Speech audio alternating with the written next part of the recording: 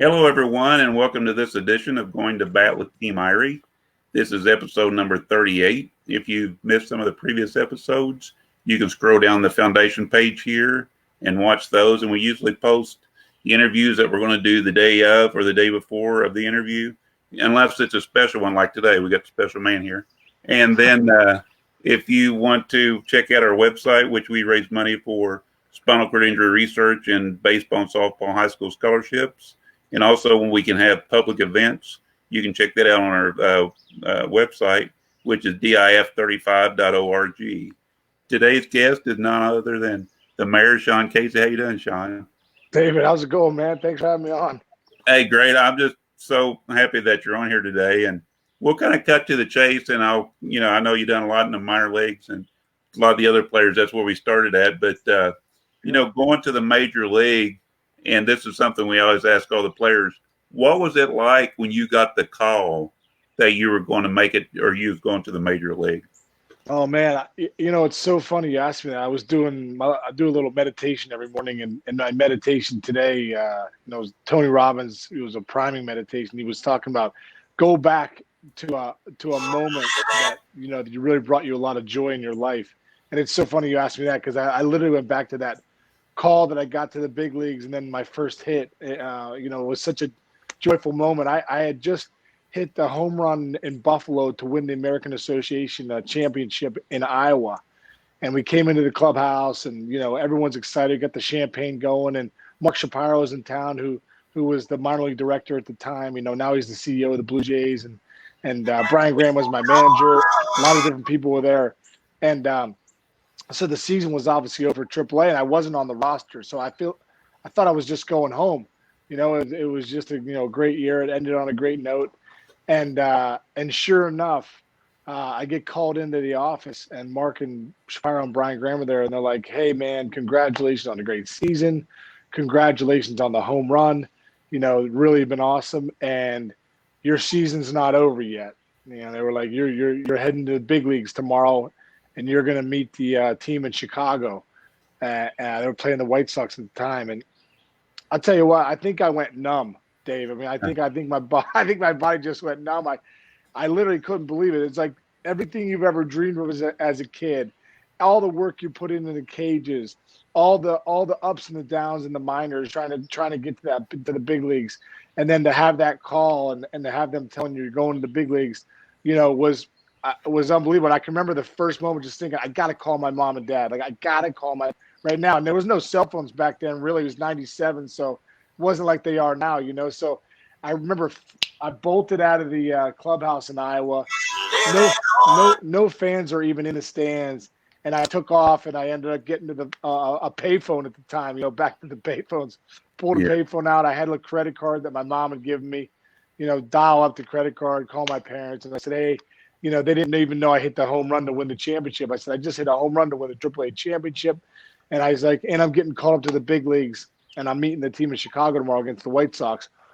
And I started to cry. My mom started to cry. My dad started to cry. It was just one of those moments. And my dad was like, we'll meet you there. And so my parents were in the stands the next day, and I was fortunate enough to get in that game, and I got my first hit, my first at bat with my parents in the stands. And just those are great memories. It's funny how quickly life goes because it feels like it was yesterday, but it was 23 years ago.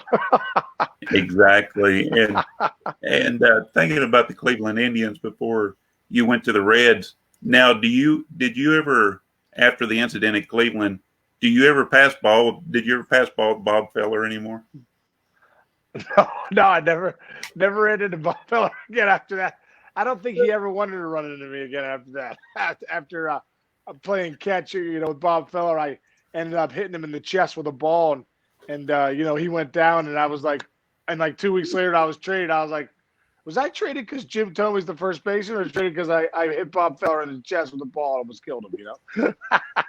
Exactly. And when you got traded to the Reds, what was your opinion of being traded to the Reds, being with Cleveland or whatever? But when you heard you was going to get traded to the Reds, what was your thoughts? Well, initially, I think as a young kid, you think everything is going to happen by the team you get drafted with. So I was kind of upset at first because yeah, I thought I was going to be a Cleveland Indian, but the reality was, I was behind Jim Thome, and the other reality was, I remember Joel Skinner telling me my rookie year in Watertown, my first year in pro ball in Watertown. He said, "Hey, listen, there's a lot of good talent in the big leagues because you're not playing for just one team. You're not just playing for the Indians. You're playing for 29 other clubs."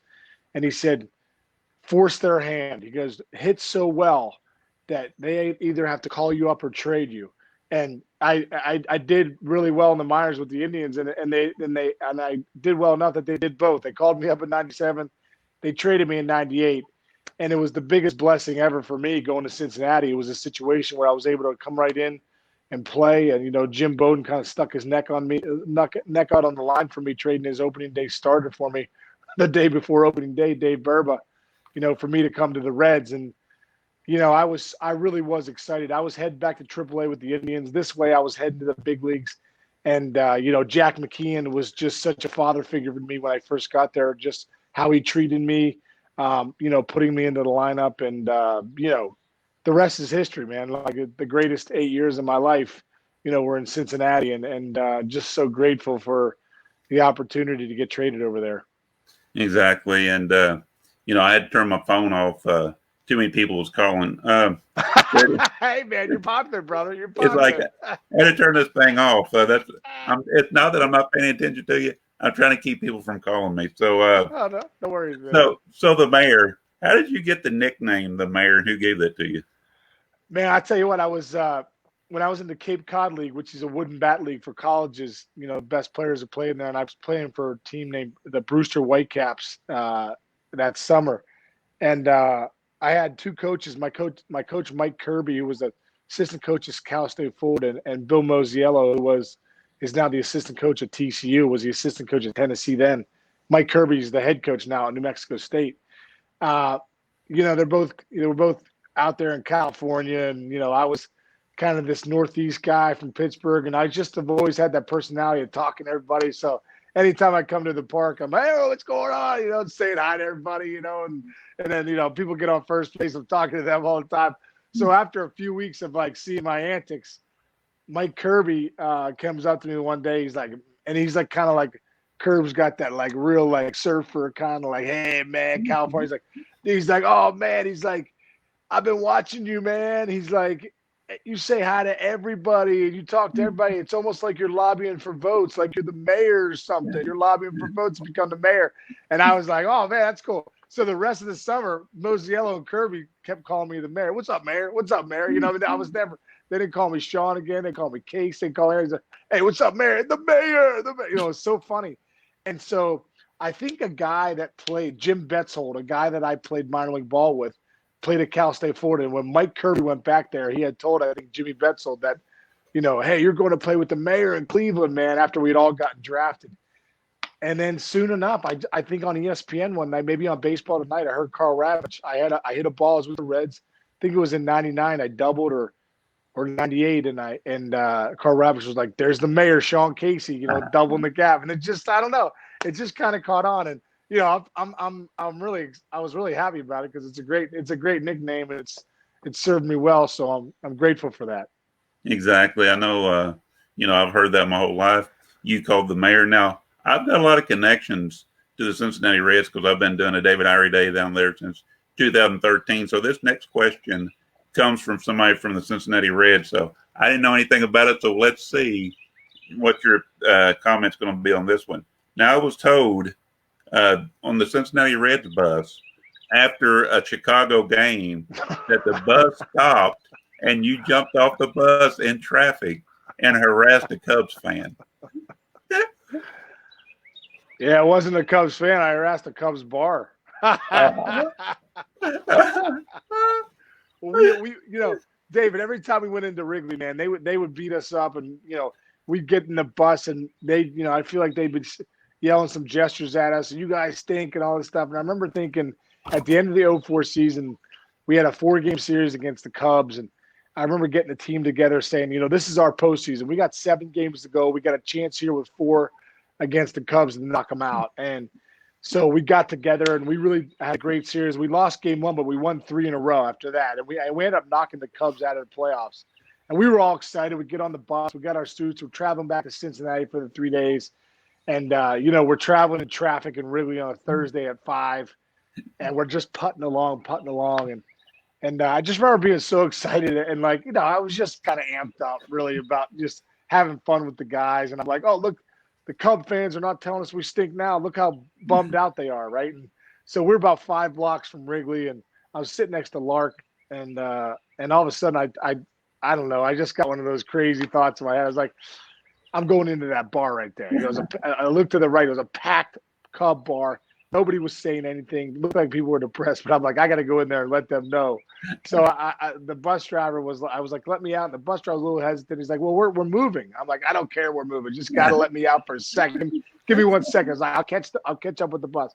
So the bus driver lets me out. I run into this bar, and I'm just like, I have full suit on, and I kind of wiggle my way in. Excuse me. I get in the middle of the bar. I'm like, hey, all you Cub fans. And now I got everyone's attention because I'm yelling in the middle of this bar. You know what I mean? It's ridiculous. Who does that? But I guess I do, And I'm like, the Cincinnati Reds just kicked your butts. And I said, like they stay in Chicago. Better luck next season. Right? And I swear, Dave, right when I say that, man, it is bedlam. Oh, all yeah. of a sudden, I realized this was not a good idea. This turns out this was not good. So I start running out of the bar. All these people start chasing me out of the bar, like they want to fight me, like it was a mob of people. And I tell the bus driver, open the door. Boom! I jump on the bus, barely get on. These guys come out pounding on the bus, tell me to come back out. I think they want to fight me. I'm like, I don't want to fight. I'm just having fun. I'm just joking around. You know what I mean? So get on the bus and. All the whole team's against the bus. We're yelling back at the fans. It was just kind of a fun thing. And I remember Lark telling me, he goes, Case, he goes, I've been in the game a long time. I've seen a lot of things. He goes, it's one of the greatest things I've ever seen. I was, oh, man, Barry Larkin can say that, it's a good thing. Exactly. It's almost like the Tom Browning sitting in the stands at Wrigley Field. It reminds me of something like you two are doing together there. So. Yeah, exactly. Hal McCoy said that there is no debate. Sean Casey is the nicest guy in pro baseball ever. What did you do as a player or as a person to get such notoriety as being one of the nicest guys in baseball? I don't know. I always think back to that. I do feel blessed, about that too. I don't know. I was raised in a, good Christian household, and my dad was just big on treat people the way you want to be treated. He's like, you find the good in everybody. And I always loved that. We always talked about the sweetest sound to anybody in the world is their name. So I think there was always a connection with people. If you're addressing people by their name and you're getting to know people and you genuinely care and you're giving them their time. And for me, it was just what was great for me is at first base, Dave, I really got a chance to know these guys because I got a chance to talk to them. I got a chance to know the umpires, the first base coaches. Like, I think if I was a center fielder, I'd have been out of the game in 2 years. And I was like, I needed the socialization of baseball. I needed to be in the fire a little bit. So, but I think my parents was a big thing. Just, treat people the way you want to be treated. Be grateful for every day of your life and find the positives in everything that you do because they're there. And, for me, maybe that comes across to people as, that I'm a nice guy. Exactly. I was going to ask you, going from we're kind of like doing a 180 or 360 here, I guess 180. Going from the nicest guy ever to getting suspended for the Shields, from the Shields and Coco Crisp thing. What happened there? Oh, man, that's kind of funny. I mean, I came out. We had Coco Crisp had come in hard in the slide, and you knew things were getting dicey. And Tampa wasn't happy, and I was with Boston at the time. We were first 1 and 2 in the division, so it was a good little rivalry. But you could tell like they were not happy that Coco went in hard. And the next at bat, I think Shields threw behind Coco, and then we knew we knew it was going to happen. Then Coco got hit, and he came out, and then him and Shields squared up like it was it was Tyson Holyfield. I mean, they swear, Shields throws a haymaker, Coco ducks it, like he turns into freaking, he turns into the Matrix. He lays down like this, just misses the punch. I come flying out. Everyone comes flying out there. It's, it's mayhem. And I come in, and Dave, you don't understand. Like, it's crazy in those brawls because everything's happening so fast. Don't really know what you're doing. You're kind of so I for some reason go running to Shields. Like I don't even know what I think I'm going to do it for Shields. I mean, it's a baseball fight, you know. Yeah. So Shields is on the mound, and DeMarlo Hale, our third base coach, who's a big guy, comes over, and I come over like I'm going to throw a punch. Meanwhile, I remember going like this, and I remember, what are you doing? Like I remember thinking, like, what are you doing? What are you going to do? You know, what's this? What are you going to do with that punch? You know, so I go to throw a punch, and I'm just on the mound, and DeMarlo Hale had pulled Shields down the mound. So when I go to throw the punch, I realize there's nobody there. I'm punching at nobody. So I go like this, throw a punch, and I just turned into, like I always say, I turned it into the Macho Man Randy Savage elbow. So I go to do a punch, and then I just drop my elbow on the mound. I think I hurt myself too. I was like, like I didn't even hit anybody. Like I didn't touch anybody. Like first off, like what am I pulling my hand back for? Second off, like I didn't hit anybody. So anyway, you know, I get ejected from the game, and I'm like, I didn't touch it. I'm like, for what? You know? So then the next game I hear I got a 3-game suspension. I'm like, oh my God, so I appeal it. So I meet with Bob Watson, meet the UFC and Bob Watson meet. And I was like, Bob, did you look at the film? Can you tell me who I hit? Because I didn't hit anybody. I hit the mound. Like I think I injured myself. You know, I think the only person I hit was myself. So he goes, nope. He goes, Case, he goes, as soon as your hand goes like this, it's 3 games. I'm like, It is? Wow. That's how I got my 3-game suspension. Oh my gosh. We've got some people commenting over here. William Warfield said, one of my favorite Reds of all time, the mayor, I need to have you on his show, he said. And then you got Bob Irie, my uncle, that gave me some of the questions. He said, Sean, you're the same every time I hear you, such a refreshing guy to listen to. William Warford also said, I'm a Cubs fan, but I officially forgive you. And he wanted to know if you got fined for the stunt when you jumped off the bus. Did the Reds fine you like they did Tom Browning that time, $500 or anything? No, I think Brownie did during the game, didn't he? Yeah, I think the difference was our game was over and it was after the game. Brownie did it during a game, so I can understand how he got fined for that. Exactly. You know, you've done a lot better, I guess you could say, your average wise in the postseason. What do you credit to that? Was that just bearing down more or what? You know what? I think it was just being able to like get in that flow state, the zone. You know, all players, your players talk about getting in the zone. Like I was really able to, for some reason at that time, I was really locked in and slowing the game down. I would do a drill every day with Donnie Slott, who was our hitting coach, and Andy Van Slyke. Andy Van Slyke still had a cannon, and every day in batting practice, he would set up in the cages, and he would just throw it to me as hard as he could. And it was like, it must have been 100 miles an hour. It was a missile. And I remember just working on my vision, just trying to like tell myself, I'm swinging. Yes, yes, yes, until my eyes tell me no. And that was the drill. And I did it. And I was hitting rockets, and I just stayed in that zone. And I was so thankful because I know in this game how quickly it can go. And I was so lucky that when the postseason started, towards the end of the year, about the week to go in the 06 season, I started locking in, and then all the way through the World Series. So very thankful for that I stayed in that zone. But, you know, very thankful to Andy Van Slyke and Donnie Slott for doing that, taking the time with me in the cages and getting locked in. You know, I was talking to Oliver the other day and on the interview, and he was talking about he got his quickness from his dad, which was, you know, would have been a replacement for Jesse Owens in the Olympics, and that's where he got his speed from. And I told him, you know, my side of the family, we're so slow, they called us crick turtles. But but yourself, Casey, I know that you didn't steal a lot of bases, but when you did, what did your opponents say, or did you talk any smack? Oh my! Well, I remember one time. I remember Dave Collins. Collins, one of my favorite coaches of all time. I remember I was getting a lead, and I came back, and I'm always asking the times. What do you got, Call? You know, Call's got the stopwatch, you know, and you're trying to time it up, right? If that guy's a 1.8, 1.9 to the plate, and the catcher's a two to the second, you know, you just do the math, and you're like, okay, I can make it if I get a good jump. So obviously, I was not a big base stealer. I used to kind of run like I was ice skating in quicksand, you know. But this one time, you know, I said to Collie, I can't remember. I think it was Alan Embry or something. It was a big lefty, big leg kick. So I came back to the base. I said, Collie, what time you got on this? He's like, I think I got 1.8, 1.7, 1.8. I was like, oh, I'm going. I'm like, this is it. This is it. He goes out of me and goes, Case, if you go, I'm going to jump on your back and tackle you because I don't want to lose my job if you get thrown out. He says. But I think I did steal that base, like legit. And you know what, Dave? A lot of my stolen bases were the back end of the double steal. I always felt a little offended. The guy would take off from second. I would take off 2 second, and they would try and throw me out at second. yeah, that is bad there. That is bad now. I'm like, that's embarrassing. That's embarrassing. They're trying to throw me out at second. You're supposed to get the lead guy at third.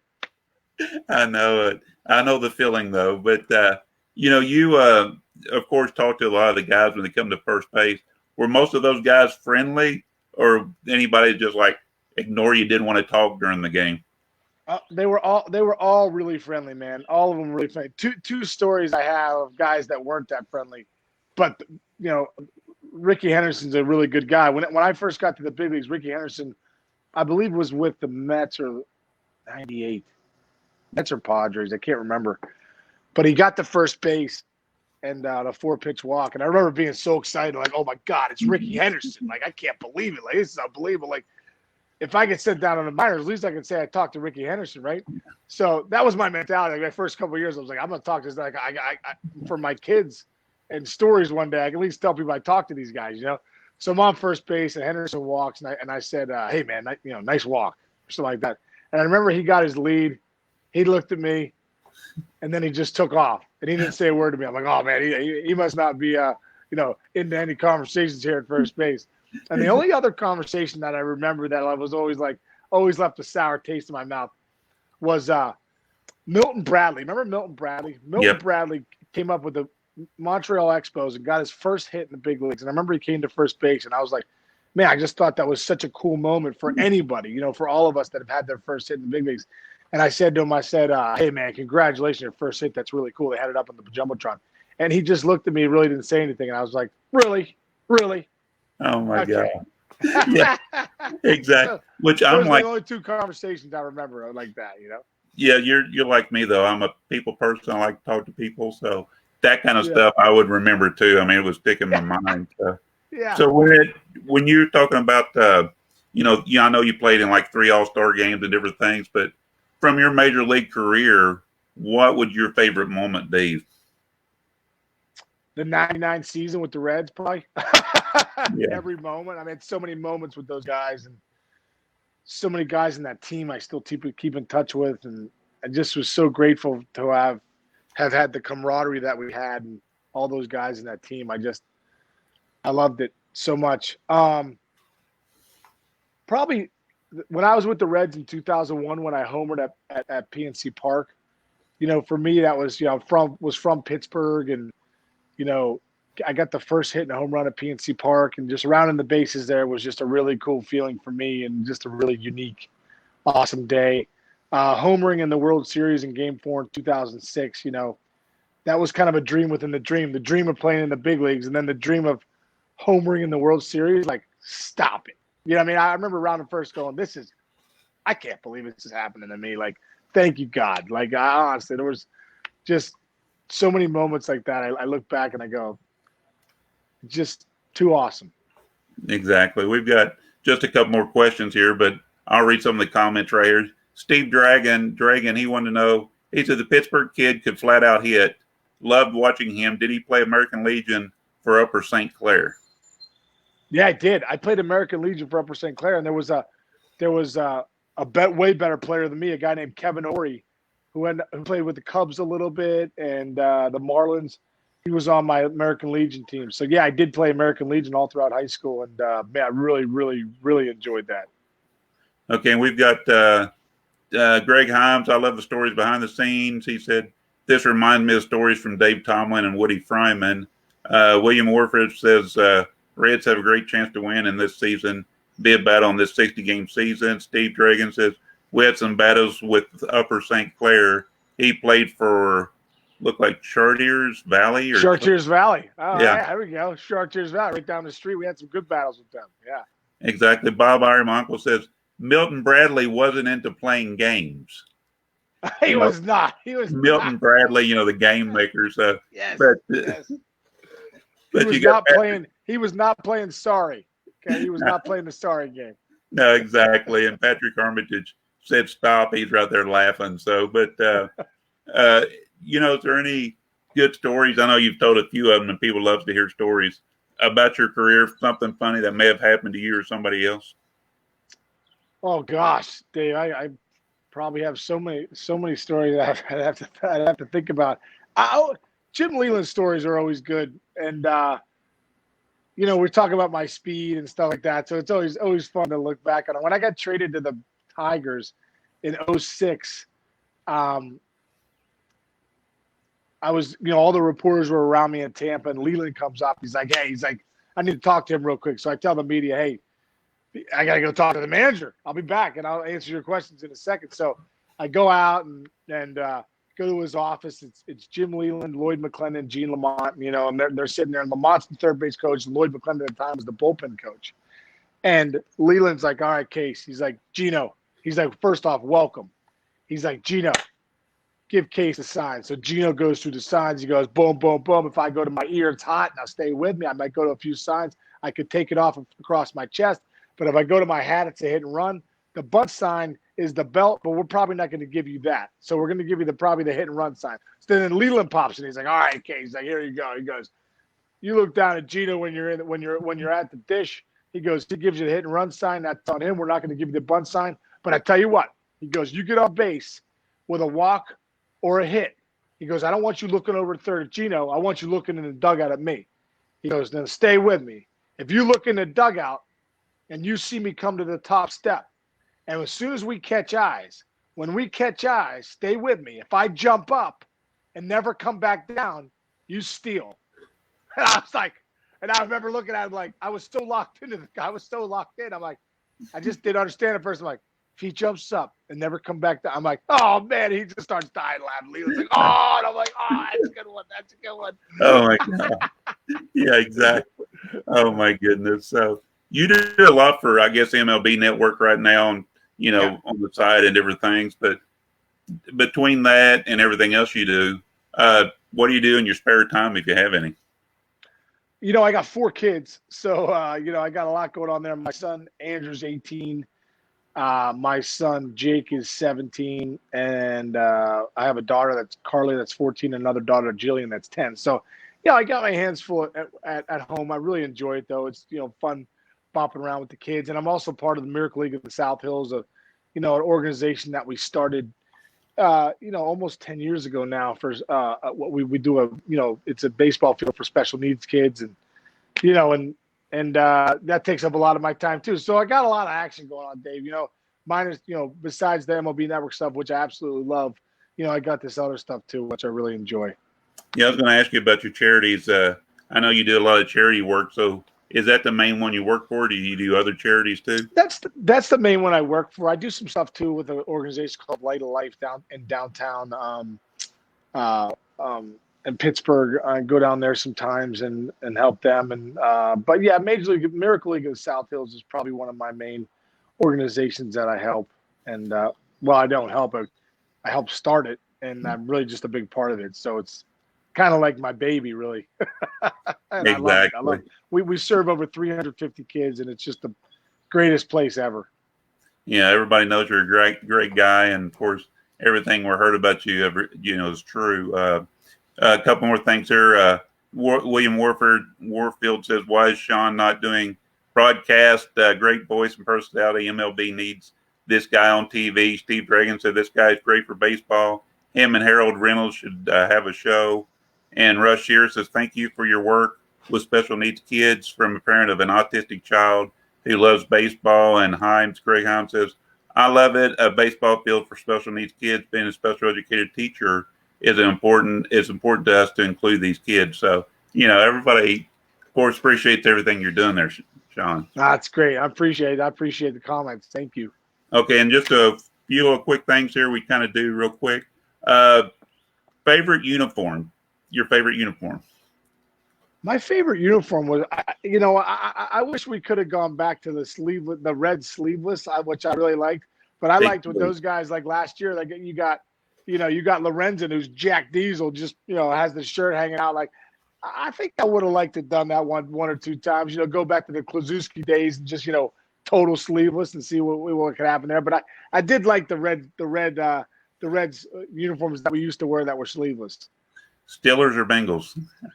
Oh boy! Well, you know what? I was raised a Steeler fan, so I got to go with the Steelers. But when I was in Cincinnati, I remember going to a game with a Chad Johnson shirt on, and with a couple of the security guys that worked, down there underneath. I went out with them, and we had a great time. And I remember wearing my Steeler hat and my Chad Johnson shirt, and that went over like didn't go over well. No. I'll tell you that. It didn't go over well. They're like, take your hat off. And I was like, oh my God. I think I took my hat and put it in my pocket, never saw that Steeler hat again. I was like, go Bengals. So, but I'm a Steeler fan at heart just because I'm from Pittsburgh. And Steelers and Bengals fans love each other. The players love each other. So, I know. So your first car. Oh, my first car was, here's a good story. My first car was a Honda EX 2-door. I was like, oh, and I thought I was loaded too. I was second round pick of the Indians. I'm like, oh man, I'm loaded. I just bought myself a Honda 2-door, EX, green EX, right? And so I had that car for, I want to say, first few years in the big leagues. And I'd gone back to school after my first year in the big leagues. I went back to school. And my buddy John Cunningham borrowed my car one night, and he was in a parking garage, and he must have rammed the front of it coming out, And I get the car back. I'm like, dude, what's up with the dent? There's a huge dent in my car. And he's like, oh, my bad, dude. I was trying to come out of the parking garage. I ended up freaking sideswiping a pole. I'm like, you got to be kidding me. So anyway, no big deal. But I was like, I'm not spending the money to get that fixed. I really don't care. You know what I mean? I don't care that it's there's a dent in my car, but I still love that car. It's my baby. It's my first car ever, 9500 Accord. So the next spring training, I pull in with the Reds.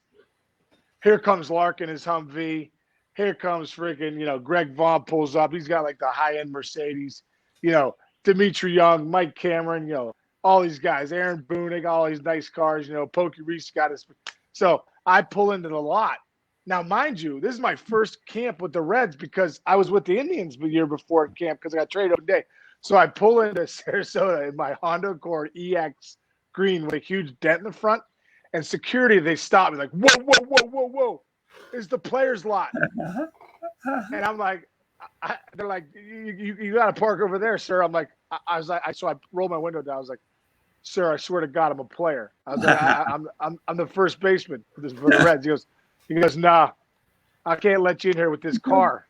And I'm like, are you serious? I'm like, I was like, you can't judge a book by its cover. I swear it's me. So the guy ends up calling security, goes in, comes back like 10 minutes later. He's like, okay, I got verification. You are Sean Casey and you can park. He's like, what's up with your car? I'm like, I haven't made any money in the big leagues. I'm like, this is my first car ever. And I love it. I just never got the dent fixed. So I'll see you tomorrow. That's pretty good. I know. I was watching Joey Votto the other day. We did an interview. I didn't, but I was watching it on an interview, and he said his first car was a green Plymouth Sundance. So I like yours better. There you go. Exactly. And Shirley McClee says, good morning from Leesburg, Indiana. Matthew Abner says, Sean may have discussed this. I came on late. Was leaving Cincinnati discouraging, and was Pittsburgh, Detroit, Boston enjoyable?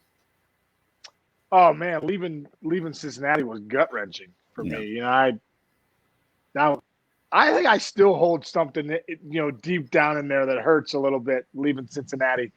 But I do think that God has a plan. I really do believe that, and I look back at my career when I left Cincinnati. Although I was so devastated. It was always a dream to play for the Pirates because I grew up in Pittsburgh. So I did that. I was only there for 4 months, but then I went to Detroit, and playing for Jim Leland, who was like an idol of mine, was a dream come true. And then I went to the World Series, and I got a chance to experience the postseason. I got a chance to experience that time in Detroit, which was wonderful in 06 and 07. And I think if you're a Major League Baseball player, at some point in your career, you'd love to play for the Yankees or the Red Sox. And for me to get to play with under Terry Francona and Big Papi and all those guys in Boston in 2008 was really a special year for me. So, I think the gift of pain sometimes, the pain of leaving Cincinnati was very tough for me. I cried many a night leaving Cincinnati, especially not getting a chance to even say bye to the fans. And but those 3 years of Pittsburgh, Detroit, and Boston were 3 of my favorite years of my career. So, there was a gift on the other end of that pain. Yeah, there's a lot of people that we hated to see go, and you were one of them. Todd Frazier, Scooter Gennett. Those are the guys that we really liked, and of course, you were one that we really hated to see go. John Holder says MLB Network needs to add David Irie to the mix. Interview skills are hot. Thanks for coming on to the show, Mr. Casey. Love to watch you play baseball. So you've got a lot of people commenting, but we'll get ready to get off here. I know you're a busy guy and got a lot of things to do. And if you're ever down here in November, we do a diamond dinner for the banquet for the foundation, which we have Al Oliver, Don Gullett, Doug Flynn, Tom Browning, Ron Oster, a bunch of guys come down, and we do it here close to Cincinnati in Maysville, Kentucky. So, hey, if you're ever in the area in November, look me up, and we'll get you at the banquet. All right, bro. That's some good company there, man. That's some good company too. And I tell you what, I know you're friends with Al Oliver. I mean, he was a big Pittsburgh guy too growing up. But Al Oliver should be in the Hall of Fame. I mean, are you kidding me? I mean, I know. Almost right at 3,000 hits. And everyone I talked to that played with Al said no one hit the ball harder than Al. Like his outs were rockets. And I don't know, man. I still think hopefully at some point the Veterans Committee or somebody that goes back and looks at Al's career and his numbers and they somehow get him in. I was interviewing Pat Darcy on here one day, and Pat doesn't know me and Al's friends. And I asked Pat, I said, when you was playing ball, who did you hate to see come to the plate to bat against you? And he said, Al Oliver. Said he'd hit it up the middle so hard, and he didn't know Al was friends. And then when I was interviewing Al, I forget what the pitcher's name was, was talking about Al. Their guy was telling, comment and said that when this guy was pitching against Al, he said he threw it to Al. Al hit it so hard, he heard it whiz past his head, and he looked around and went over the home run fence. Oh, my gosh, I know. That's how hard Al hit it. But Al's a great guy. Yeah, Al's a great guy. When I broke my neck 31 years ago, he came to the hospital. He doesn't know why. He just showed up, and he calls it divine intervention, which he's a minister now. And Al's a great guy. Should be in the Hall of Fame. And I will definitely tell Al that you said hi. Yeah, please do, man. Scoop guy was legit. Exactly. And a Hall of Fame person. Probably, like you think about Cooperstown, but no surprise that Al came to visit you and just a Hall of Fame person. Exactly. And I think he hit the batting title. I got the batting title in 82. 84, he started platooning for some reason. But, when he did get out of baseball, he was still hitting over 300. Yeah, I know.